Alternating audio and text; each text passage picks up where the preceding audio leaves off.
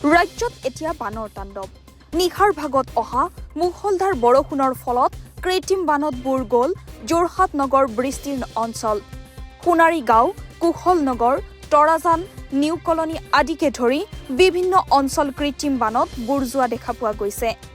ফলত ৰাইজে জমৰ যাতনাৰ সন্মুখীন হোৱাৰ লগতে ঘণ্টাজুৰি ঘৰৰ ভিতৰতে আবদ্ধ হৈ থাকিবলগীয়া হয় ৰাইজৰ প্ৰশ্ন কৃত্ৰিম বানৰ পৰা কেতিয়া মুক্ত হ'ব যোৰহাট নগৰ স্থানীয় ৰাইজে গৰিহণা দিছে যোৰহাট পৌৰসভা নিগমক কুশল নগৰত যি কৃত্ৰিম বানপানী হৈছে ইয়াৰ পৰা আমাৰ যথেষ্ট অসুবিধাৰ সন্মুখীন হৈছোঁ বিশেষকৈ আমাৰ কাষেদি যিখন নদী গৈছে নদীখনত বিশেষকৈ মানুহবিলাকে যি জাবৰ জোঁথৰ পেলাইছে সেই জাবৰ জোঁথৰ পেলোৱাৰ কাৰণে আজি এইটো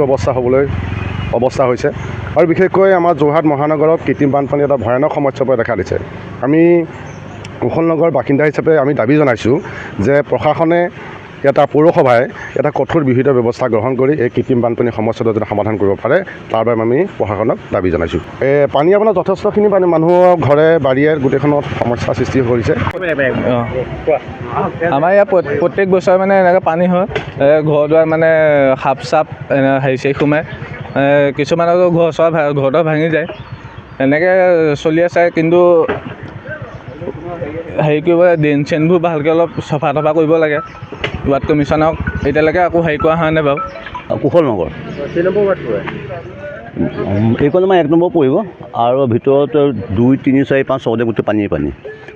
প্ৰতি বছৰ পানীটো ইয়াত হয় আৰু এই ড্ৰেইনবিলাক চফা নকৰাৰ কাৰণে হৈছে বেছি বিশেষকৈ কিমান পানী ভিতৰত প্ৰায় এইখিনিতো আপোনাৰ প্ৰায় 3 ফুট পানী ভিতৰত মানুহৰ ঘৰত